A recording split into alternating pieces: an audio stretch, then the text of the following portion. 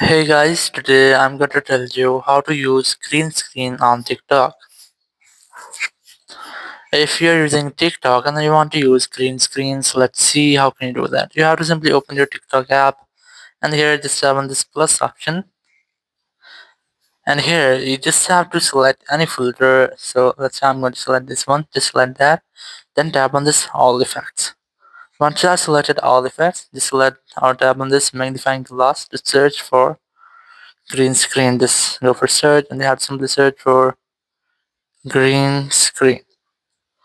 So once you have searched, you will get a lot of results.